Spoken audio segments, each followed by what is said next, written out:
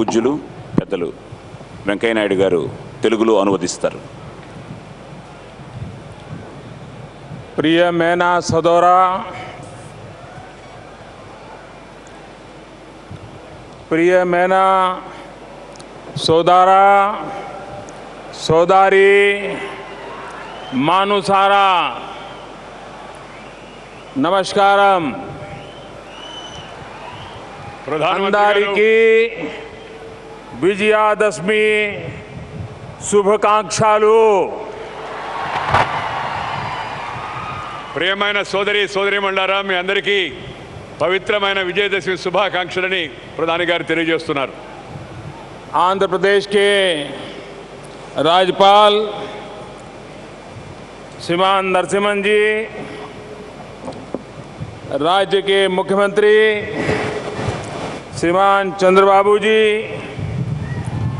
केंद्र में मंत्रिपरिषद के मेरे साथी श्रीमान वेंकैया नायडू जी, मंत्रिमंडल के मेरे साथी श्री अशोक गजपति राजू जी, सिंगापुर के minister for trade and industry mister S Eswaran, Tamil Nadu के राज्यपाल श्रीमान रोसैया जी, असम एवं नागालैंड के राज्यपाल श्रीमान पी.बी. आचार्य जी, तेलंगाना के मुख्यमंत्री श्रीमान के.सी. राव, सुप्रीम कोर्ट के न्यायाधीश जस्टिस एन.वी. रमणा जी, केंद्र में मंत्रिमंडल के मेरे साथी श्रीमान बंडारू दत्तात्रेय जी, केंद्र में मंत्रिमंडल के मेरे साथी श्रीमती निर्मला सीतारामन जी, जापान के state minister of economy trade and industry mister Yosuke Takagi, केंद्र में मंत्रिमंडल के मेरे साथी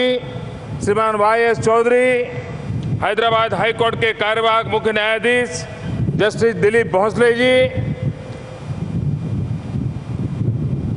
आज विजयादशमी के इस पावन पर्व पर और नवरात्रि की शक्ति उपासना के बाद आंध्र प्रदेश एक महत्वपूर्ण कदम उठा रहा है. నవరాత్రి ఉపవాసాలు పూర్తి చేసుకొని విజయదశమిలో ప్రవేశించిన ఈ సందర్భంగా ఆంధ్రప్రదేశ్ ఒక నూతన అధ్యాయంలో ప్రవేశిస్తూ ఉంది. आज आंध्र प्रदेश की राजधानी,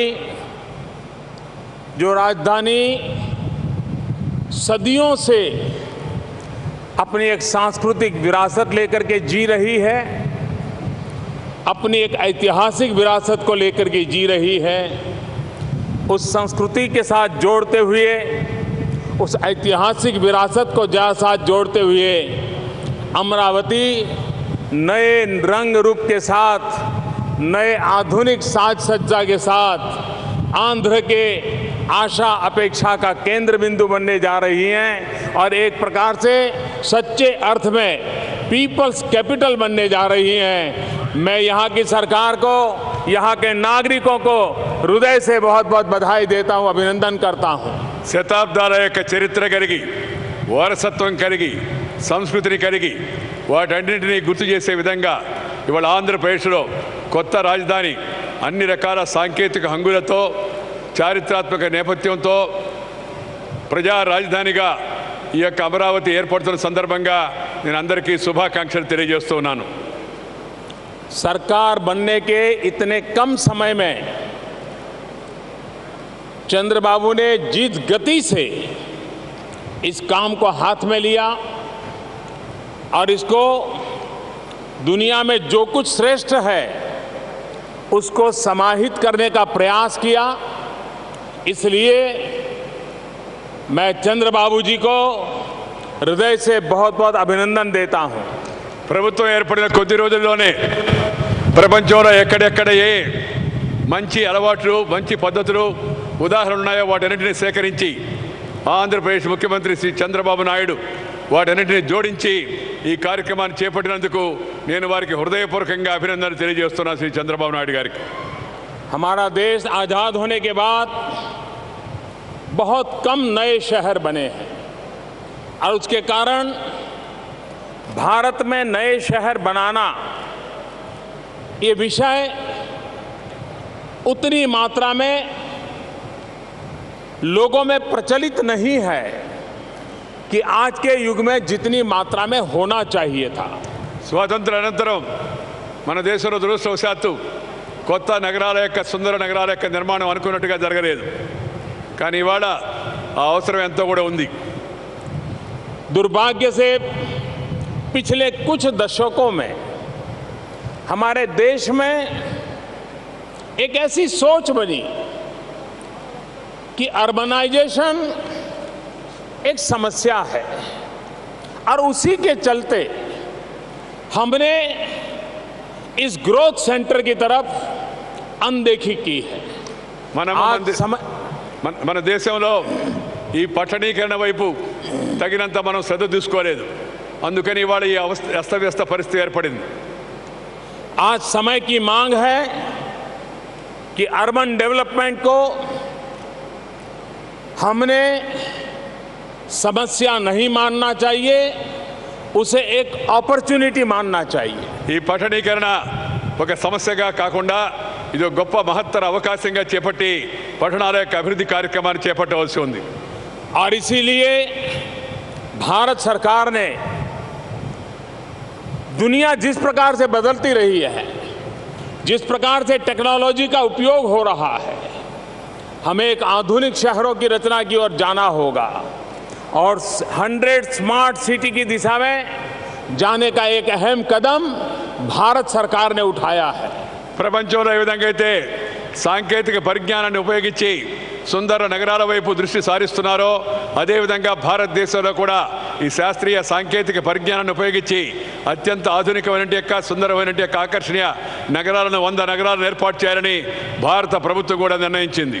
और ये शहर इकोनॉमिक एक्टिविटी के भी सेंटर हो, आर्थिक ग्रोथ के भी वो इंजन बने, इस प्रकार के शहरों की एक रचना नए सिरे किसी करने की दिशा में हमारा प्रयास है। ఈ కొత్త నగరాల్లో ఒకవైపు సంపదను సృష్టించడము, మరొక వైపు ఆధునీకరించడము, ప్రజల యొక్క జీవనంలో మెరుగుదల తీసుకురావడం ఇది నా యొక్క ఉద్దేశం. और तब जाकर के ये नया आधुनिक शहर जिसमें आधुनिक से आधुनिक टेक्नोलॉजी का उपयोग हो, आधुनिक से आधुनिक ट्रांसपोर्टेशन हो, वॉक टू वर्क की योजना हो, ग्रीन हो, नो वेस्टेज वाला सिटी बने। వ్యర్థాలు ఉండకుండా మనం నడిచిపోయి పని చేసుకునేదానికి అవకాశం కలిగించే విధంగా వాహనాలు అవసరం లేకుండా అదేవిధంగా ఆధునిక హంగులు కూడా కలిసి అన్ని విధాల ప్రజలకు అందుబాటులో ఉండే నగరాలను మనం ఏర్పాటు చేసుకోవాల్సి ఉంది. వ్యర్థ పదార్థాలు ఎక్కువగా రాకుండా పరిశుభ్రతగా ఉండే నగరాలను మనం ఏర్పాటు చేసుకోవాల్సి ఉంది. मैं आशा करता हूं कि देश के अंदर अर्बन डेवलपमेंट की दिशा में जो नए कदम उठाए हैं उसमें अमरावती, आंध्र प्रदेश एक सीमा चिन्ह के रूप में मार्गदर्शक काम करेगा, ऐसा मुझे विश्वास है। ఈ దేశంలో పట్టణ అభివృద్ధి ఏదైతే వేగంగా ముందుకు వెళ్తుందో దాంట్లో ఆంధ్రప్రదేశ్ ఈ అమరావతి నగరం కూడా ఒక ముఖ్య భాగస్వామి దిక్సూచిగా ఉండాలని చెప్పని నేను ఆశిస్తూ ఉన్నాను.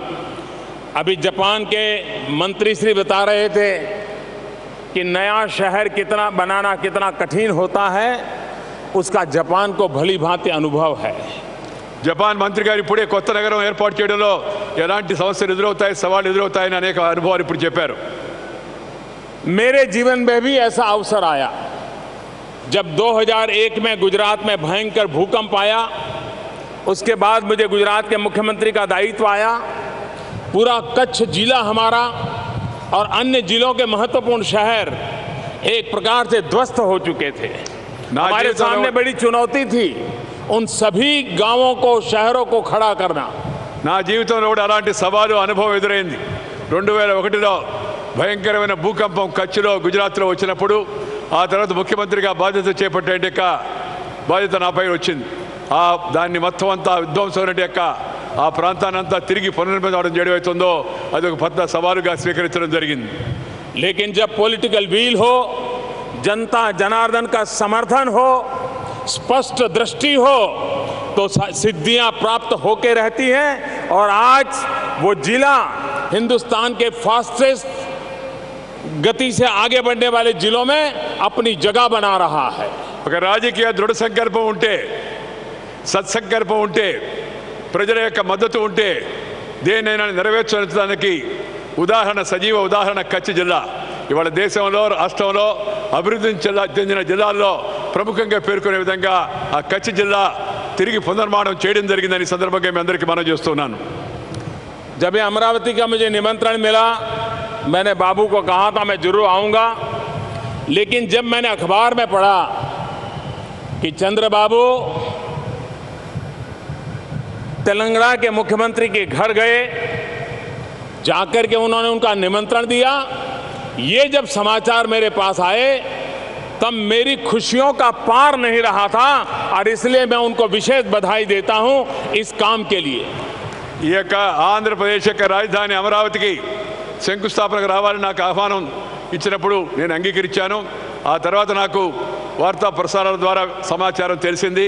శ్రీ చంద్రబాబు నాయుడు గారు తెలంగాణ ముఖ్యమంత్రి శ్రీ చంద్రశేఖరరావు గారి ఇంటికి వెళ్ళి స్వయంగా ఆహ్వానించాడని చెప్పారంటే నేను మనసులో ఎంతో సంతోషించాను. कुछ लोगों के राजनीतिक स्वार्थ के कारण विचार विमर्श की प्रक्रिया को पूर्ण किए बिना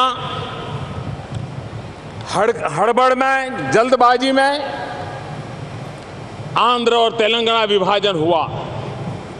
రాజకీయ కారణాలతో సరైనటి యొక్క ఆలోచనలు చేయకుండా, పరిపక్వతతో భవిష్యత్తు గురించి ఆలోచించకుండా ఆ రోజు తొందరపాటుతో రాష్ట్ర విభజన ఆంధ్ర తెలంగాణగా ఏర్పాటు చేశారు నాటి పాలకులు. लेकिन इस सारी प्रक्रिया में जो निर्दोष लोगों को जान गंवानी पड़ी, संपत्ति का अपरंपार नुकसान हुआ, उसकी पीड़ा मुझे आज भी है. ఆ సందర్భంగా రెండు ప్రాంతాల్లో అమాయక జనం యొక్క ప్రాణాలు పోవడం, కొంత ఆస్తులు ధ్వంసం కావడం, అవన్నీ కూడా నా మనసును ఎంతో కలిచివేశాయి. अंग्रेजों ने कुछ ऐसी चीजें छोड़ करके गए कि उसके कारण आज भी हमारे देश में कभी न कभी कोई न कोई तनाव पैदा होता है. ఇంగ్లీష్ వాళ్ళు పోతూ పోతూ కొన్ని అలాంటి ఆలోచనలు వదిలిపెట్టిపోయారు. వాటి కారణంగా మన దేశంలో కూడా అప్పుడప్పుడు ఇలాంటి ఉద్రిక్తతలు, వైషమ్యాలు వస్తూ ఉన్నాయి, జరుగుతూ ఉన్నాయి. पिछली सरकार की कुछ ऐसा करके गई है कि जिसके कारण आंध्र और तेलंगाना के बीच हर हमेशा कोई न कोई तनाव के कारण बने रहते हैं. గత ప్రభుత్వం పోతూ పోతూ సమస్యలను పరిష్కరించకుండా జటిలం చేసిపోయింది. అందుకని అప్పుడప్పుడు ఆంధ్ర తెలంగాణ మధ్య సమస్యలు కూడా ఏర్పడుతూ ఉన్నాయి. लेकिन अब समय की मांग है कि हम आंध्र और तेलंगाना,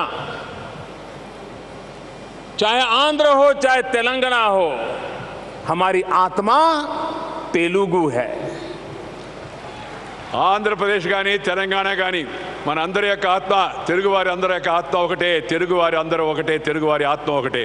और इस तेलुगु आत्मा की दो भुजाएं हैं, एक तेलंगाना एक आंध्र, और दोनों इतनी प्रगति करें, दोनों एक दूसरे को इतने पूरक हो कि हिंदुस्तान की शान बढ़ाने में ये हमारी शक्ति बनी रहे. ఈ తెలంగాణ, ఈ ఆంధ్ర రెండు కూడా బుధంగా పనిచేస్తే భారతదేశాన్ని శక్తివంతంగా దేశంగా తయారు చేయాలనే ప్రయత్నం అవుతుందో అది కూడా సంకల్పం సిద్ధిస్తుందనే విశ్వాసం నాకుంది. मुझे विश्वास है कि भारत सरकार ने जो एक स्टार्टअप का अभियान चलाया है, उस स्टार्टअप का सबसे ज्यादा लाभ लेने की किसी की ताकत है तो इस धरती की है. ఈ కేంద్ర ప్రభుత్వం ఏతుందో ఇది కొత్తగా సాంకేతిక పరిజ్ఞానాన్ని పెంచేట స్టార్టప్ అనే కార్యక్రమాన్ని చేపట్టింది. దాన్ని బాగా శక్తివంతంగా చేపట్టగలిగే శక్తి, తాహత్తు ఎక్కడ ఉందంటే ఈ భూమి పైన ఉంది, ఈ తెలుగు గడ్డ పైన ఉందని ప్రధానమంత్రి గారు చెప్పారు. आंध्र के लाखों जवान दुनिया के अनेक देशों में प्रोफेशनल्स के नाते अपनी उत्तम जगह बनाई है. మన ఆంధ్ర తెలుగు ప్రజలు, యువకులు ముఖ్యంగా ప్రపంచంలో అనేక చోట్ల వెళ్ళి ప్రముఖమైన స్థానాలు అక్కడ సంపాదించారు, మనకి పేరు తెస్తూ ఉన్నారు. आंध्र प्रदेश जिसके पास ऐसे प्रतिभावान नौजवान हो, बुद्धिमान यूथ हो, वे इनोवेशन के लिए, स्टार्टअप के लिए एक पूरा नया साम्राज्य आंध्र की धरती पर खड़े कर सकते हैं. ఈ ఆంధ్రప్రదేశ్ చెందిన ఈ తెలుగు యువకులు, విద్యావంతులు, విద్యార్థులు, వీళ్ళ తెలివి అమోఘమైనది. వీళ్ళందరూ కూడా చొరవ చూపించి ఈ స్టార్టప్ల విషయంలో మరింతగా శ్రద్ధ తీసుకుంటే ఇది ఒక నిశ్శబ్ద విప్లవంలాగా ఈ యొక్క ప్రక్రియ ప్రారంభమవుతుంది. దేశానికి, రాష్ట్రానికి మేలు జరుగుతుంది. मुझे विश्वास है कि इसके द्वारा आने वाले दिनों में आंध्र एक नई आर्थिक क्रांति का नेतृत्व करेगा. నాకు పూర్తి విశ్వాసం ఉంది రాబోయే రోజుల్లో ఒక నవ్య ఆర్థిక క్రాంతిని ఆంధ్రప్రదేశ్ సాధించి పెడుతుందనే విశ్వాసం నాకు ఉంది. ये युवा केंद्रीय आर्थिक क्रांति होगी. యువకులపై ఆధారపడే ఆర్థిక వ్యవస్థ కేంద్రీకృత వ్యవస్థ రాబోతుంది. जिस देश के पास 800 मिलियन 65 साल से कम आयु की उम्र के नौजवान हो, वो देश नई आर्थिक शक्ति बन सकता है, नई आर्थिक क्रांति कर सकता है. ఏ దేశంలో అయితే 80 కోట్ల మంది ఈ యొక్క 25-40 సంవత్సరాల వయసు వాళ్ళు ఉన్నారో వాళ్ళు ప్రపంచంలో ఆర్థిక శక్తిగా ఎదిగేందుకు వాళ్ళు ముందుకు వెళ్తారనే విషయంలో ఏమాత్రం అనుమానం లేదు. और मुझे विश्वास है कि भले आंध्र और तेलंगाना अलग हुए हो, लेकिन दोनों में आगे बढ़ने की शक्ति है और दोनों एक दूसरे को पूरक बन करके आगे बढ़ने का प्रयास करेंगे. उतना ही दोनों प्रदेशों को लाभ होगा. ఆంధ్రప్రదేశ్ కానీ తెలంగాణ కానీ విడిపోయినప్పటికి కూడా ఇద్దరు తమ తెలివితేటలను ఉపయోగించి భుజం కలిపి పనిచేస్తే ప్రపంచంలో శక్తివంతంగా ముందుకు వెళ్ళే అవకాశం ఉంది. ఆ విధంగా చేస్తారనే విశ్వాసం కూడా నాకుంది. जब अटल बिहारी वाजपेयी जी देश के प्रधानमंत्री थे, तभी देश में 3 नए राज्य बने थे. 3 राज्यों का विभाजन हुआ था, लेकिन कोई कटुता नहीं थी, कोई संघर्ष नहीं हुआ, कोई लहू नहीं बहे और बाद में भी कोई संकट पैदा नहीं हुआ. मुझे आंध्र और तेलंगाना के बीच में भी वही स्थिति लाने का प्रयास करना है. శ్రీమాన్ అటల్ బిహారీ వాజ్పేయి గారి హయాంలో దేశంలో ఆనాడు 3 కొత్త రాష్ట్రాల నిర్మాణం జరిగింది.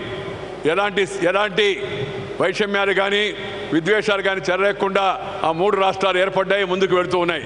నాకు విశ్వాసం ఉంది అదేవిధంగా ఆంధ్రప్రదేశ్ తెలంగాణ రాష్ట్రాలు కూడా కలిసికట్టుగా అభివృద్ధి పదంలో ముందుకు వెళ్తాయని చెప్పిన విశ్వాసం నాకుంది. पिछली सरकार ने बहुत सी ऐसी चीजें की हैं जिसको ठीक करने में हमारी काफी ताकत जा रही है, काफी समय जा रहा है. लेकिन मैं इन दोनों प्रदेशवासियों को विश्वास दिलाना चाहता हूं कि भारत सरकार हर प्रकार से आपके साथ रहेगी और हर संभव सहायता करती रहेगी. గతంలో ప్రభుత్వాలు చిన్నచూపు చూసే రాష్ట్రాలను, కానీ నేను మీకు హామీ ఇవ్వదలుచుకున్నాను ఈ తెలుగు ప్రజలకు తెలుగు రాష్ట్రాల రెండింటికి కూడా కావలసిన సంపూర్ణ సహాయ సహకారాలను కేంద్ర ప్రభుత్వం అందిస్తుంది. మిమ్మల్ని కూడా అభివృద్ధి పదంలో ముందుకు తీసుకెళ్లే ప్రయత్నం చేస్తాను మనం చేస్తున్నాను. भारत सरकार और चंद्रबाबू के बीच में फ्रीक्वेंसी इतनी मैच होती है, काम करने में एक दूसरे को समझने में इतनी सुविधा है और उसके कारण सरकार बनने के बाद जो पहला ध्यान दिया गया वो हमें ह्यूमन रिसोर्स डेवलपमेंट पर दिया है. आंध्र के अंदर ह्यूमन रिसोर्स डेवलपमेंट का एक कैपिटल कैसे बने, उस दिशा में हमने ध्यान केंद्रित किया है. కేంద్ర ప్రభుత్వం రాష్ట్ర ప్రభుత్వం ఈ రెండింటి మధ్య సరైన సమన్వయం ఉంది. ఏదైతే మానవ ఈ యొక్క మేధస్సు శక్తి అయితే ఉందో దీన్ని సరిగా ఉపయోగించుకుంటే ఆంధ్రప్రదేశ్ మరింత ముందుకు వెళుతుంది. ఆంధ్రప్రదేశ్లో శ్రీ చంద్రబాబు నాయుడు ఆ దిశలో ముందడుగు కూడా వేశారు. रीऑर्गेनाइजेशन एक्ट के तहत ह्यूमन रिसोर्स डेवलपमेंट को प्राथमिकता देकर के अब तक 11 शैक्षणिक संस्थानों के काम को आगे बढ़ाया गया है. Indian institute of technology IIT, Indian institute of information technology, Indian institute of management, all India institute of medical science NIT, Indian institute of science education and research, central university, petroleum university, ये सारी इकाइयाँ इतने कम समय में खड़ी करने की दिशा में अहम कदम उठा लिए गए हैं.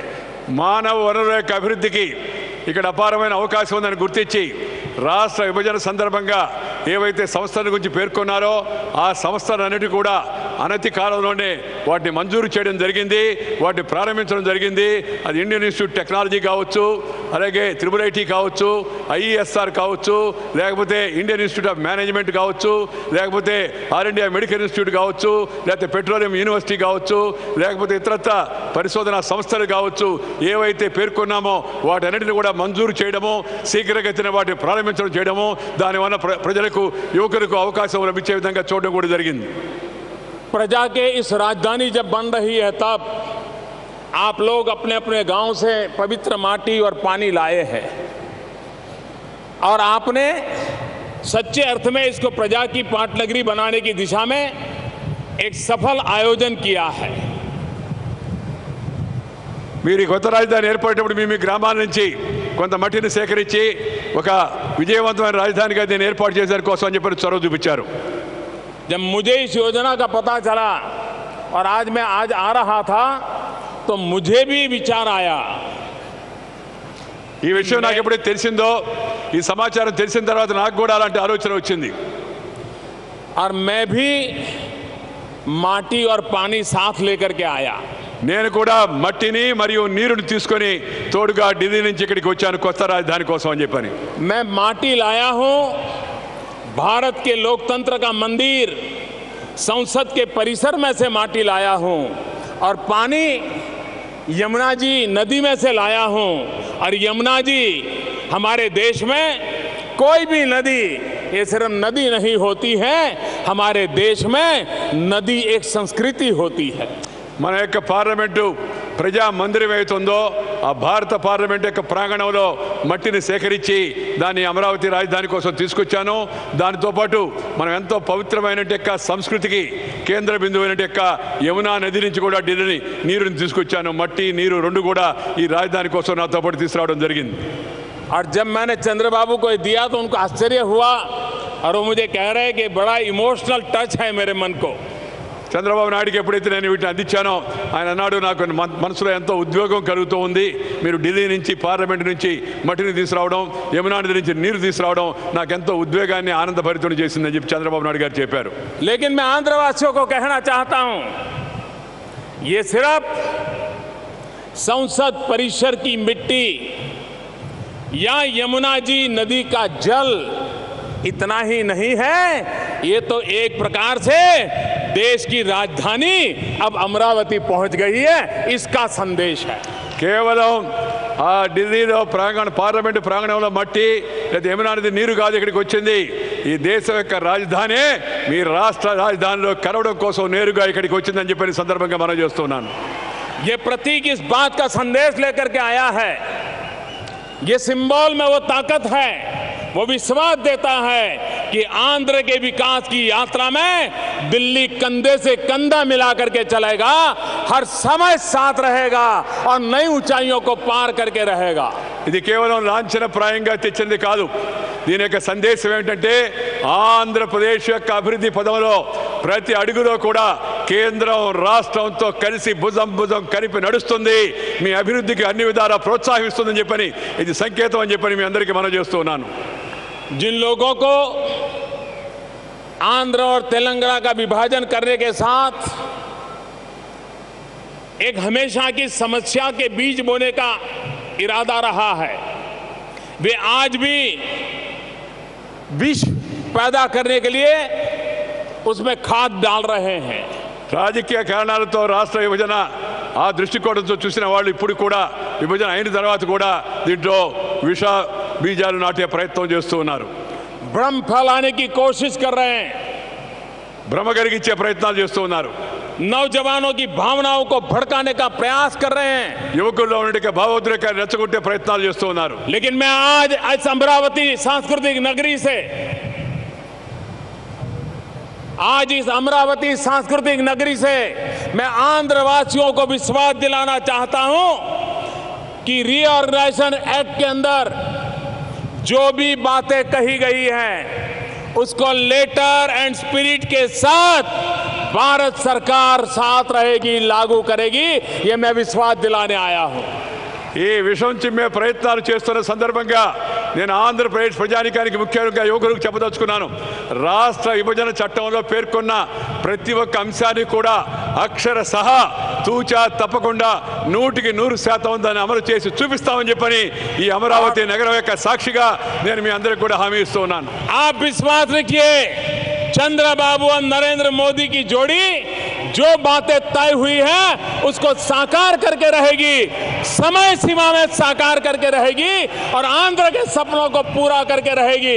मेरे साथ बोलिए, भारत माता की, भारत माता की, भारत माता की జై హో.